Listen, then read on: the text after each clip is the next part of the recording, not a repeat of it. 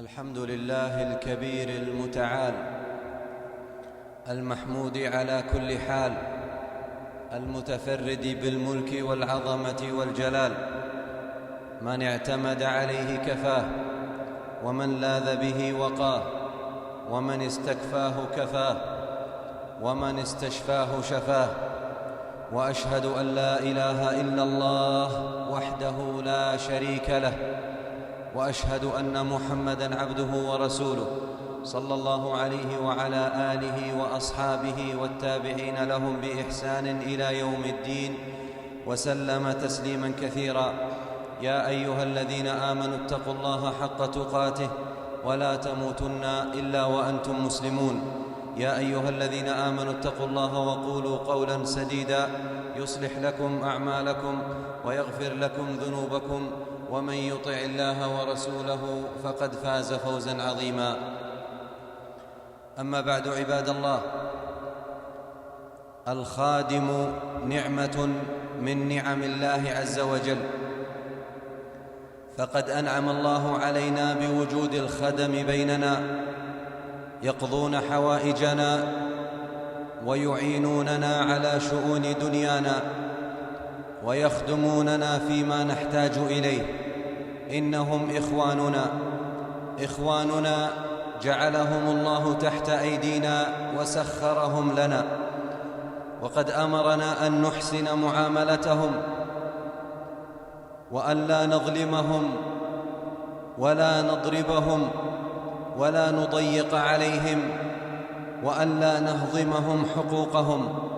قال صلى الله عليه وسلم: إنهم إخوانكم فضلكم الله عليهم، فمن لم يلائمكم فبيعوه ولا تعذبوا خلق الله. وهذه أيها المسلمون بعض حقوق إخواننا علينا، فاحرصوا عليها وإياكم أن تضيعوها، فإن الله أقدر عليكم منكم على هؤلاء الخدم والعمال. فمن حقوقهم يا عباد الله الرفق بهم والتلطف معهم واختيار الكلام الطيب لهم. قال جل وعلا: وقولوا للناس حسنا. وقال جل وعلا: وقل لعبادي يقولوا التي هي أحسن. وقل لعبادي يقولوا التي هي أحسن. ولنا في رسول الله صلى الله عليه وسلم أسوة حسنة، فقد كان يعامل خدمه بمنتهى الرفق واللطف والرحمة، وكان يحسن إليهم ولا يلومهم فيما صدر عنهم من الأخطاء والزلات، فهم بشر كغيرهم من البشر، يخطئون كما يخطئ البشر، ويمرضون كما يمرض البشر، ويتعبون كما يتعب البشر، ويحنون في الغربة إلى أوطانهم كما يحن البشر. فلا بد من مواساتهم والرفق بهم، كما كان يفعل صلى الله عليه وسلم بخدامه، فإنه كان يعتني بحاجاتهم ويعفو عن زلاتهم ويرفق بهم ويرحمهم عليه الصلاة والسلام. فلنترك الحديث لواحد من خدامه، لنترك الحديث لواحد من خدامه يحدثنا عن معاملته صلى الله عليه وسلم وكريم أخلاقه. هذا الخادم هو أنس بن مالك رضي الله عنه، يقول رضي الله عنه: خدمت رسول الله صلى الله عليه وسلم 10 سنين، فما أمرني بأمر فتوانيت عنه أو ضيعته فلامني. فإن لامني أحد من أهل بيته فإنه يقول: دعوه دعوه، فإن قدر أن يكون كان. وقال رضي الله عنه: خدمت رسول الله صلى الله عليه وسلم 10 سنين، لا والله ما سبني سبة قط، لا والله ما سبني سبة قط، ولا قال لي أف قط، ولا قال لشيء فعلته لم فعلته، ولا لشيء لم أفعله ألا فعلت كذا. وقال رضي الله عنه: كان رسول الله صلى الله عليه وسلم أحسن الناس خلقا، فقد أرسلني يوما لحاجة له، فخرجت فإذا الصبيان يلعبون في السوق، فتأخرت على رسول الله صلى الله عليه وسلم. قال: فجاءني رسول الله صلى الله عليه وسلم فقبض على قفاي من ورائي. قال: فنظرت إليه فإذا هو رسول الله صلى الله عليه وسلم، وإذا هو يضحك، فقال: يا أنيس أذهبت حيث أمرتك؟ يا أنيس أذهبت حيث أمرتك؟ فقلت: نعم، أنا ذاهب الآن يا رسول الله. ومن حقوق الخدم والعمال عدم ضربهم وإهانتهم، فإن هناك الكثير من الناس هداهم الله يهينون الخدم إهانة بالغة بالسب والشتم والضرب، وقد نهى النبي صلى الله عليه وسلم عن ضرب الخادم. قال أبو هريرة رضي الله عنه: قال رسول الله صلى الله عليه وسلم: المملوك أخوك، فإذا صنع لك طعاما فأجلسه معك، فإن أبى فأطعمه، ولا تضربوا وجوههم. وعن عائشة رضي الله عنها قالت: ما ضرب رسول الله صلى الله عليه وسلم شيئا قط بيده، ولا امرأة ولا خادما، إلا أن يجاهد في سبيل الله. وعن أبي مسعود البدري رضي الله عنه قال: كنت أضرب غلاما لي بالصوت، فسمعت صوتا من خلفي يقول: اعلم أبا مسعود، اعلم أبا مسعود، اعلم أبا مسعود. قال: فلم أفهم الصوت من الغضب، فلما دنا مني فإذا هو رسول الله صلى الله عليه وسلم، وإذا هو يقول: اعلم أبا مسعود، اعلم أبا مسعود. قال: فألقيت الصوت من يدي، فقال: اعلم أبا مسعود، اعلم أبا مسعود أن الله أقدر عليك منك على هذا الغلام، اعلم أبا مسعود أن الله أقدر عليك منك على هذا الغلام. قال: فقلت: لا أضرب مملوكا بعده أبدا. وفي رواية قال: قلت: هو حر لوجه الله يا رسول الله، هو حر لوجه الله. فقال النبي صلى الله عليه وسلم: أما إنك لو لم تفعل للفحتك النار أو لمستك النار، أما إنك لو لم تفعل للفحتك النار أو لمستك النار. فإياكم وضرب العامل أو العاملة، فليس من القوة ولا من الرجولة ولا من الدين حتى أن يتسلط الواحد منا على عامل مسكين متغرب عن أهله، أو على عاملة ضعيفة فيضربها ويهينها. ولكن لهؤلاء العمال رب يأخذ لهم حقوقهم، لهؤلاء العمال رب يأخذ لهم حقوقهم يوم يجمع الله الأولين والآخرين. قال صلى الله عليه وسلم: لتؤدن الحقوق إلى أهلها حتى يقاد للشاة الجلحاء من الشاة القرناء. وقال صلى الله عليه وسلم: أتدرون ما المفلس؟ قالوا: المفلس فينا من لا درهم عنده ولا متاع. فقال عليه الصلاة والسلام: إن المفلس من أمتي من يأتي يوم القيامة بصلاة وصيام وزكاة، ويأتي وقد شتم هذا وقذف هذا وأكل مال هذا وسفك دم هذا وضرب هذا وضرب هذا وضرب هذا وضرب هذا وضرب هذا وضرب هذا، فيعطى هذا من حسناته ويعطى هذا من حسناته ويعطى هذا من حسناته. فإن فنيت حسناته قبل أن يقضى ما عليه أخذ من خطاياهم ثم طرحت عليه ثم طرح في النار، ثم طرح في النار، ثم طرح في النار، ثم طرح في النار.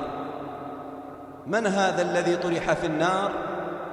هذا الذي له صلاة وصيام وزكاة، هذا المتعبد لله، هذا الذي يقوم الليل ويقرأ القرآن، لكنه يأتي يوم القيامة شتم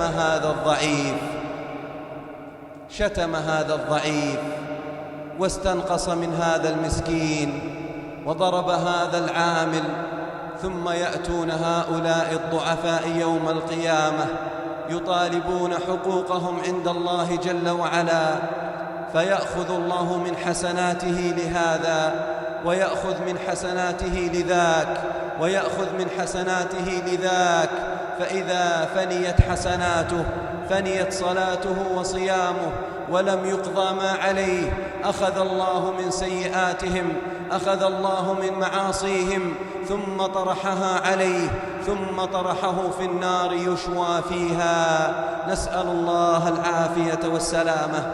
قال صلى الله عليه وسلم: أرقاءكم أرقاءكم أرقاءكم، يحث صلى الله عليه وسلم على حقوق الأرقاء: أرقاءكم أرقاءكم أرقاءكم، أطعموهم مما تأكلون واكسوهم مما تلبسون، فإن جاءوا بذنب لا تريدون أن تغفروه فبيعوا عباد الله ولا تعذبوهم.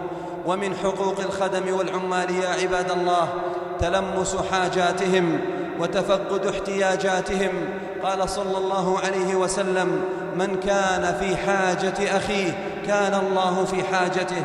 ومن حاجاتهم يا عباد الله أن يعطوا الوقت الكافي لراحتهم ونومهم كالخادمة في المنزل، فإنه يجب على من هي تحت يده أن يخصص لها وقتا للعمل ووقتا آخر لراحتها تتفرغ فيه لنفسها، ولا يجوز لأهل المنزل أن يكلفوها من العمل ما لا تطيق، فيأمرها الأولاد لحاجتهم وتأمرها البنات لحاجاتهن، وتكلفها الزوجة بأعمال ويكلفها الزوج بأعمال أخرى، فتكثر عليها الأعمال وتتزاحم عليها الأشغال حتى ترهقها وتتعبها، وهذا من المحرمات التي نهى عنها النبي صلى الله عليه وسلم. وقد غضب النبي صلى الله عليه وسلم على من يرهقون الحيوانات بالعمل الكثير، فكيف بمن يرهقون البشر بكثرة الأعمال؟ فقد دخل النبي صلى الله عليه وسلم يوما حائطا لرجل من الأنصار فإذا فيه جمل، فلما رأى الجمل النبي صلى الله عليه وسلم حن وذرفت عيناه، فأتاه النبي صلى الله عليه وسلم فمسح على قفاه ثم قال: من رب هذا الجمل؟ من صاحب هذا الجمل؟ فجاء فتى من الأنصار فقال: هذا جملي يا رسول الله. فقال عليه الصلاة والسلام: أفلا تتقي الله في هذه البهيمة التي ملكك الله إياها؟ فإنه شكا إلي أنك تجيعه وتدئبه يعني تكده وتتعبه بالعمل الكثير.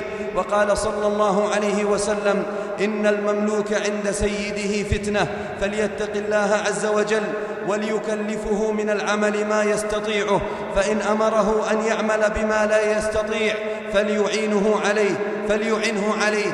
وقال عليه الصلاة والسلام: إخوانكم خولكم جعلهم الله تحت أيديكم، فمن كان أخوه تحت يده فليطعمه مما يطعم وليلبسه مما يلبس، ولا تكلفوهم ما يغلبهم، فإن كلفتموهم ما يغلبهم فأعينوهم عليه. وقال صلى الله عليه وسلم: للمملوك طعامه وكسوته، وأن لا يكلف من العمل إلا ما يطيق. فارفقوا بهم يا عباد الله وارحموهم وعاملوهم بالحسنى، ومن عامل الناس بالحسنى عامله الله بالحسنى. قال الإمام ابن القيم رحمه الله: ومن رفق بالناس رفق الله به، ومن رحم الناس رحمه الله، ومن شق عليهم شق الله عليه، ومن عامل الناس بصفة عامله الله بتلك الصفة بعينها في الدنيا والآخرة. فالله يكون لعبده على حسب ما يكون العبد لخلقه. بارك الله لي ولكم بالقرآن العظيم، ونفعنا بما فيه من الآيات والذكر والعبر والذكر الحكيم. أقول قولي هذا وأستغفر الله لي ولكم ولسائر المسلمين من كل ذنب وخطيئة، فاستغفروه إنه هو الغفور الرحيم.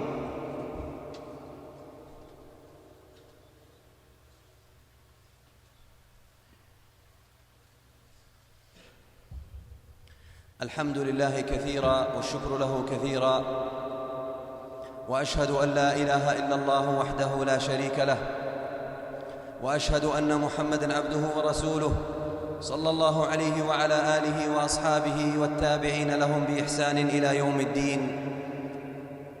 ألا وإن من حقوق العمال يا عباد الله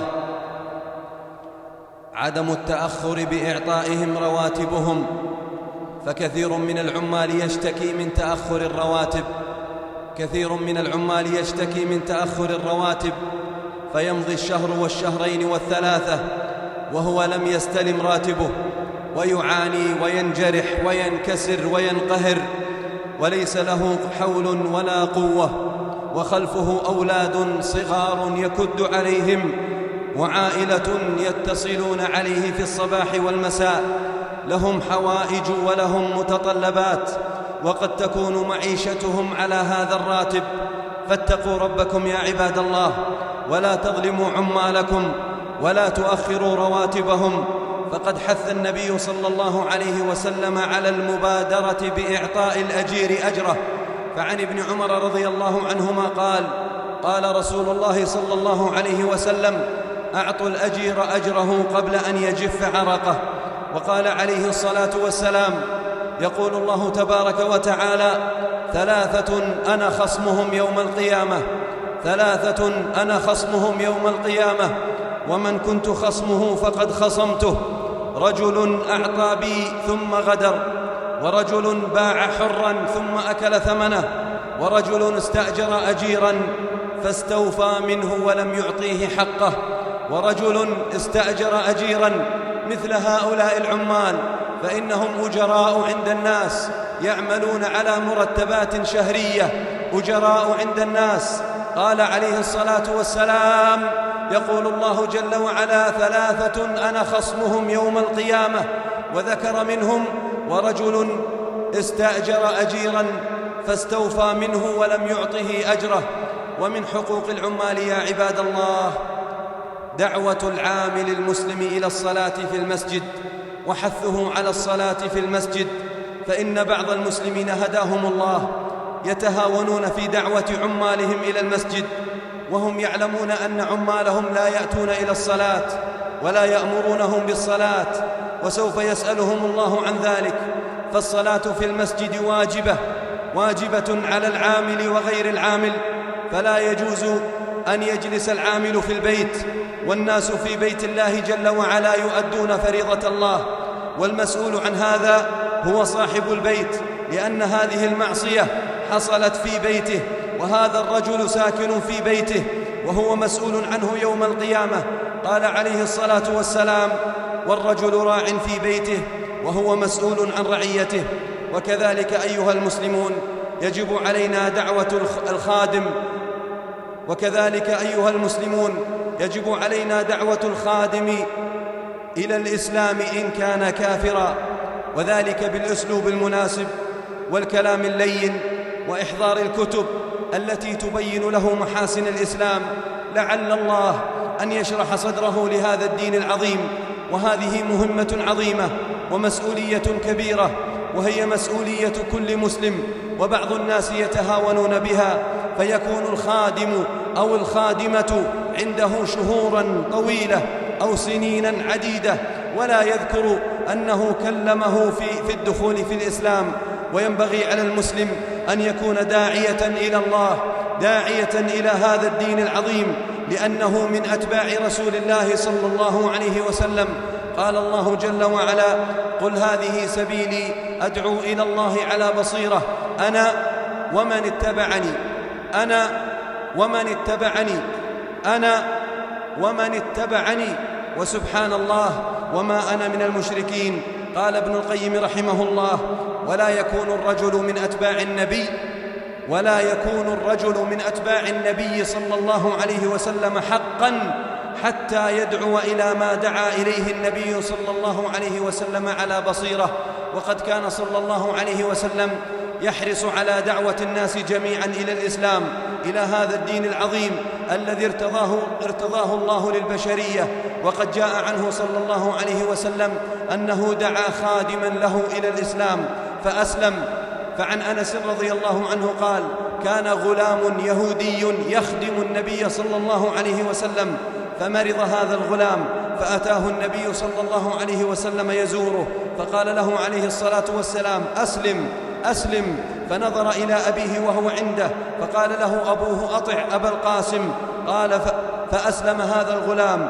قال: فخرج النبي صلى الله عليه وسلم من عنده وهو يقول: الحمد لله الذي أنقذه بي من النار، الحمد لله الذي أنقذه من النار. فينبغي للمسلم يا عباد الله أن يحرص كل الحرص على دعوة الخادم والخادمة إلى الإسلام، فله بذلك الأجر العظيم عند الله تبارك وتعالى. قال صلى الله عليه وسلم: من دعا إلى هدى كان له من الأجر مثل أجور من تبعه لا ينقص ذلك من أجورهم شيئا. وقال صلى الله عليه وسلم: من دل على خير فله مثل أجر فاعله. وقال عليه الصلاة والسلام: لأن يهدي الله بك رجلا واحدا خير لك من حمر النعم. أسأل الله سبحانه وتعالى أن يعيننا وإياكم على أداء حقوق إخواننا. أسأل الله تبارك وتعالى أن يعيننا وإياكم على أداء حقوق إخواننا، إنه ولي ذلك والقادر عليه. اللهم اجعل جمعنا مرحوما وتفرقنا بعده معصوما، ولا تجعل فينا ولا معنا شقيا ولا محروما. اللهم اغفر ذنوب المستغفرين، واقض الدين عن المدينين، واشف مرضانا ومرضى المسلمين. اللهم إنا نسألك الجنة وما قرب إليها من قول وعمل، ونعوذ بك من النار وما قرب إليها من قول وعمل.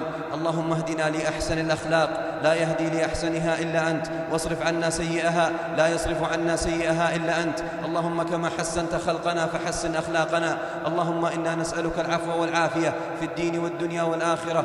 يا حي يا قيوم برحمتك نستغيث، أصلح لنا شأننا كله ولا تكلنا إلى أنفسنا طرفة عين. اللهم الطف بأمة محمد أجمعين، اللهم الطف بأمة محمد أجمعين. اللهم اجمع شعثهم ووحد صفهم وقو كلمتهم وردهم إلى دينهم يا ذا الجلال والإكرام. سبحان ربك رب العزة عما يصفون، وسلام على المرسلين، والحمد لله رب العالمين.